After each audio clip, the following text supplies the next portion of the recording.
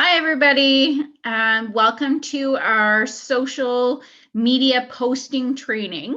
We're really looking forward to showing you the fundamentals of posting for your community for all the different types of social media platforms. So what we're going to be getting into here is the who, what, where, when, why, and how of social media. As well, we're going to be doing the do's and don'ts.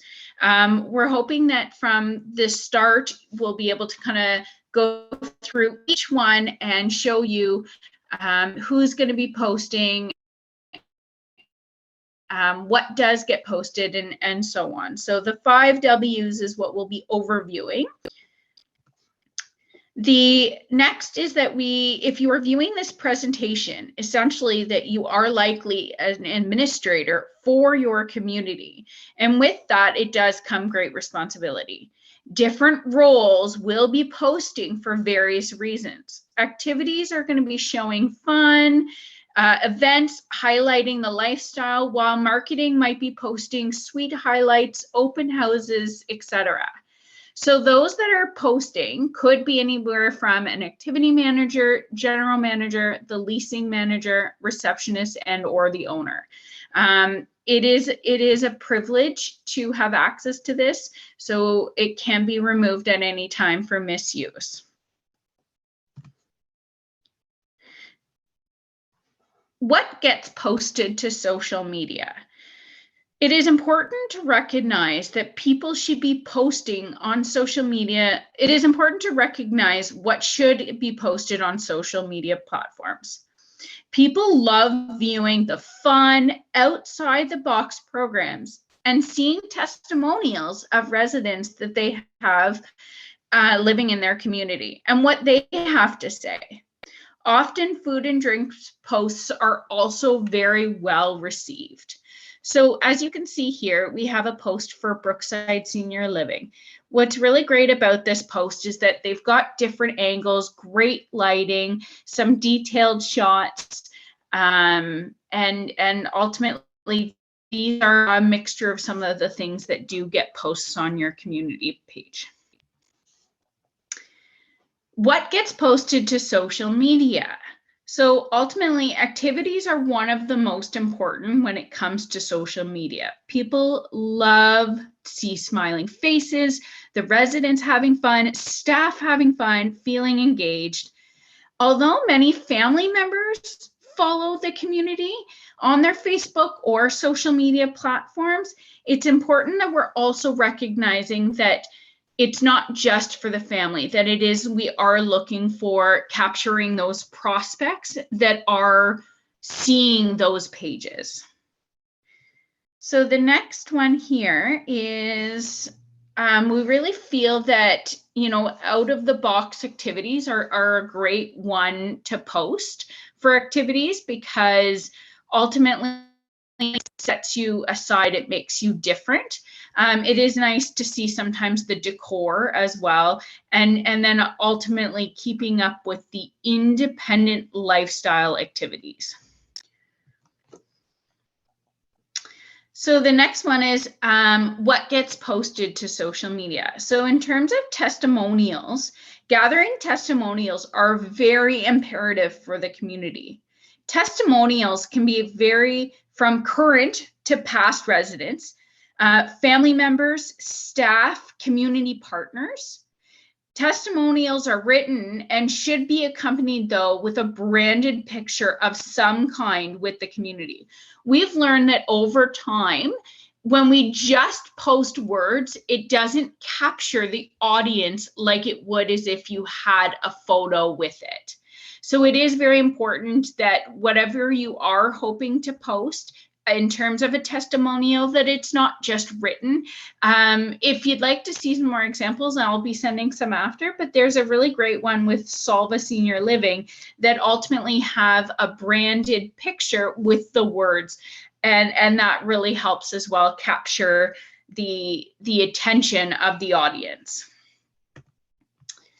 So marketing often will use the Facebook and Instagram and even YouTube platforms as a way to market certain events, sweet features, maybe there's a special coming up.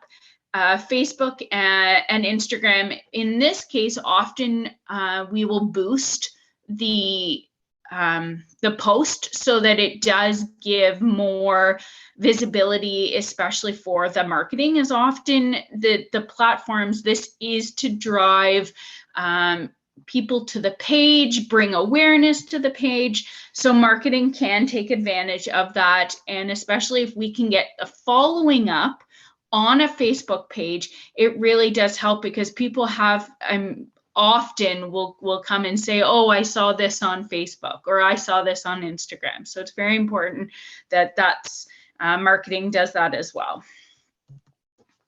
So events are great. They're an opportunity to actually show the amenity spaces, the food, the people having fun, the decor. Ensure that when you are taking pictures for events, that you are taking multiple different angles, lightings, focusing on, yes, it's nice to capture those moments of people enjoying themselves. Ultimately, if you're capturing a happy moment and you're smiling, and we end up posting that is what other people see, and really, they like to see that, special events are happening, anywhere from, parties, birthday parties, yes, of course, but out of the box ones. So, yesterday was National Star Wars Day. Things like that can be a great capture. So food and beverage. So something like this is actually very important as well, because people do like to see the types of food that are being served.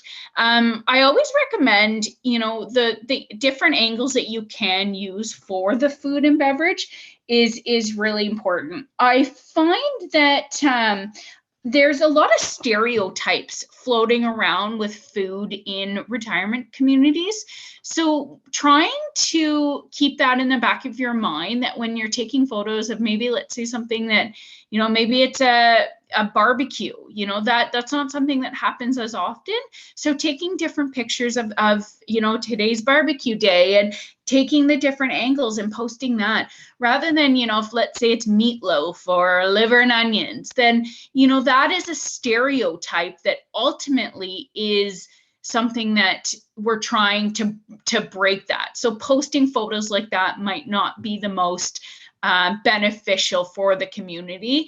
Let's say you are having, a tea party, and you're posting, pictures of the biscuits and the tea, and that's great. Those things are still very well received. So getting pictures is important, but it is also just as important to not take pictures of the people eating. We find that it is very difficult to capture the right angle of somebody eating. Now, we have staged photos before of, somebody eating a corn on the cob, but it is a staged photo versus having them all into the corn on the cob type thing.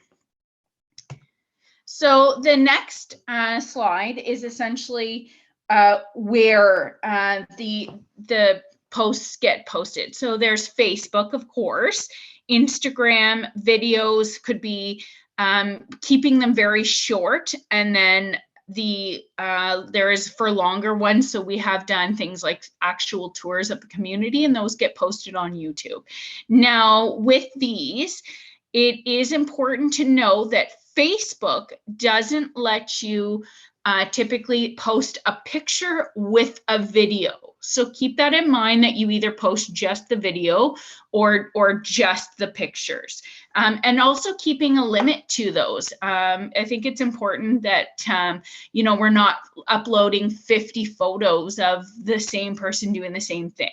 It's important to try to have that variety there. When are the posts scheduled? So one of the things that's really interesting that's come out is that they've determined peak times for posts and when they are tending to get the most traction of people liking, sharing, and essentially viewing your community. So what's really great about this is that it is mindful to keep it Monday to Saturday. We find Sundays the least, essentially the less views on a Sunday, but we have determined that they've released that the most exposure that a post will get is Monday to Friday between 11 a.m. and 1 p.m. or between 3 p.m. and 5 p.m. So not that it absolutely has to be during those times, but just if you happen to be posting, those are great times to do. And there are tools that can be used that are planners that you can actually post certain times so that and then you can even have some of them on repeat, some of those testimonials maybe. Why do we post on social media? So here are a few things essentially that we find that posting on social media allows for social proof. I mentioned talking about those stereotypes of different retirement homes.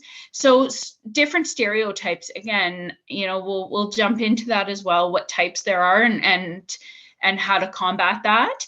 We want to show off lifestyle. We want to increase the following of social media. This is the age that people are having more and more being online. Family members, those sandwich generations are definitely going in that direction. And then we want to create the fear of missing out. So that is a big one because people see things and then they want to do them. So the social proof essentially is that people will copy the actions of others in an attempt to emulate behaviors in certain situations.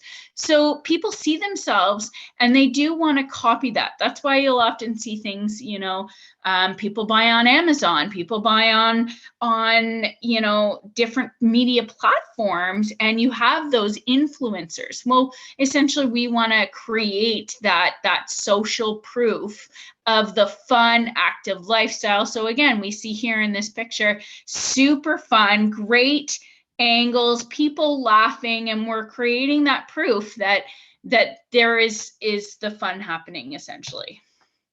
So a few things, like we want to talk about breaking stereotypes.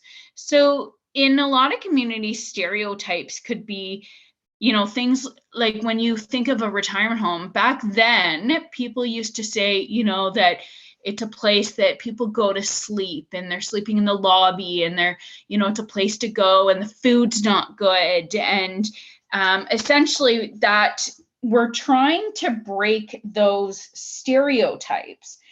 And we find that by ensuring that those, when we're taking photos, that,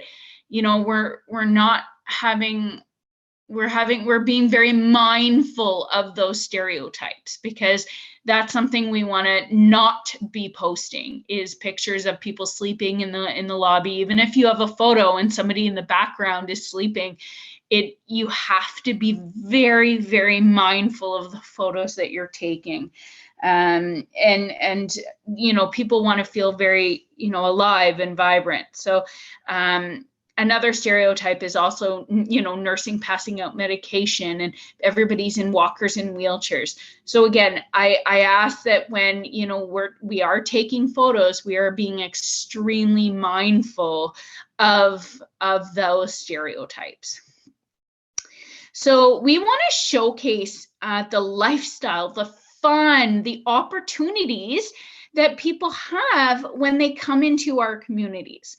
So a big one is we hear time and time again that people are lonely.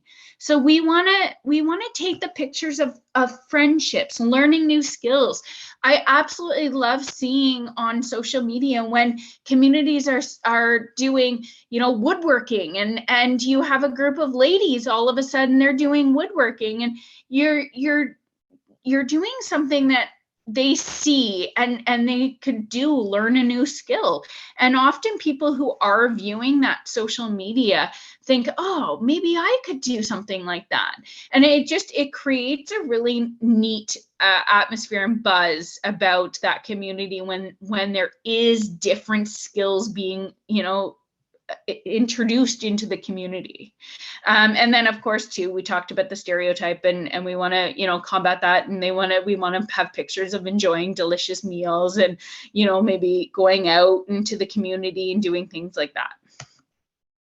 So why do we post on social media? We mentioned before about the, increasing your page likes, your comments, your shares. We want to get people talking about the community, because ultimately, if you can get people talking about the community, we really feel like this will increase the calls that come in for that specific community. There are some communities that have incredible Facebook followings. It's amazing to see. Lombard has a great following, and often people comment on, oh, that looks like so much fun. And ultimately, sometimes posting saying, feel free to share, because it encourages people to share it. And by sharing it, then we're having a larger reach, and then more and more people are liking and sharing. So another part of this is we do want to create that fear of missing out. So FOMO. So I'm sure we've heard of it, but ultimately, we want people to see pictures that inspire others to essentially pick up the phone and say, you know what, I want to do that. I'm lonely, I'm bored, I'm on Facebook sitting by myself in my apartment or in my house, and I want to do that. I want to develop a new skill. I want to meet new people. I want to play cards more. I want to have a Star Wars day and enjoy that with other people. So that's a big part of our social media that we are hoping to do. So how posts are made on social media. So this is a big, big, big factor. So when we are doing Facebook posts, often people just want to get them out and done, and I can appreciate that. But on the other hand, I can't tell you how many times I'm on Facebook and see grammar issues, spelling issues. People I've seen several times, people post pictures and accidentally add other pictures into the photos, and they might even be personal photos. So all posts need to be checked by a second person, a third party. So they need to be approved. So even if you're about to post, have somebody quickly look over it, because often you can just accidentally miss something. And this is extremely important for everybody to follow this, to have somebody somebody check their post. I can't stress this enough, because there are times when people will, they look for those types of mistakes, and then we'll call you out, and you want to be on the ball that we've had it double checked, and we go from there. So I have a few do's and don'ts that are extremely important when it comes to the posting. So we'll start with the don'ts. I know it's difficult. Running programs and trying to take the photos at the same time, I can appreciate that. It is difficult, but I can't stress how important it is enough to take those photos. If you have other people that can take the photos with you, whether that's, other staff members, ensuring that item, the cameras or whatnot are close by are important, so that you can say, hey, can you quickly snap a couple photos for me while I'm, serving the cocktail or something like that. It is, again, very important to actually take the time to take those pictures. Be very mindful of that. No posting personal views. We've actually seen this on other people's business Facebook pages, and it can create a lot of controversy. The other one is posting without an image. We've determined that Facebook does not do well without posting pictures with it. So always ensure that if you're posting some kind of wording of some kind, that it is accompanied with an image. Be very mindful of unflattering images of people. If they're frowning, they're just not flattering angles. If you kind of look at the photo and you're like, oh, I don't know, then it would probably be best that you do not use that photo. I can't tell you time and time again that we see on different communities, people post just to post. This is not what we want. We want posting with mindful, looking at the photos prior to posting. And this is a big one. So including wheelchairs and walkers. Again, that stereotype, we are trying to break the stereotype that when you move into a retirement community, it's a sea of walkers and wheelchairs. I know this can be challenging, but often when I would go to take the photo, I'd be like, oh, let me just quickly move out, the walker. Now, of course, if somebody's in a wheelchair, that's a bit of a different story. I'm not saying exclude that, but I'm just saying just be mindful in the back of your mind. The other thing is, keeping in mind with, COVID has changed things as well. And, masks, some buildings they're not doing masks anymore, but maybe keeping in mind that having in the back of my mind, if that looks, unsanitary or things like that, that can still come back and bite you. So here are a few do's. So ensuring the proper lighting. I know that, having natural light is ideal. That's not where we're going to find it everywhere, but sometimes just changing where you are taking the photo is going to help you a lot. Capturing the different angles. So that works with the lightings as well. I find the more I take, and I can absolutely go back and delete quite a few, I've also taken many photos and cropped them so that I have exactly what I need and cropped out what I don't need. I find too, the more that you're engaging with the person that you're photographing, the better, because they'll tend to smile more, they'll laugh more. Sometimes I'll try to make them laugh just to get that great smile. Take a variety of images. Again, you can do that and then crop them down based on what you need. Using hashtags is also important. So things like, but not overdoing it either. So when you're doing a hashtag, keep in mind things like hashtag Lombard Manor, hashtag country living, hashtag senior living. Things like those are good tags to have, but keep in mind that you're not overdoing it with the hashtag and not too long of a hashtag, because those we find don't work as well. And then removing background items, checking the post comments, and engaging. So just keeping up with your posts. And if somebody comments on your post saying, oh, great activity, be sure to reply back, because the more exposure that you can do, the better. Okay, so that ultimately sums up our presentation. I greatly appreciate everybody coming in.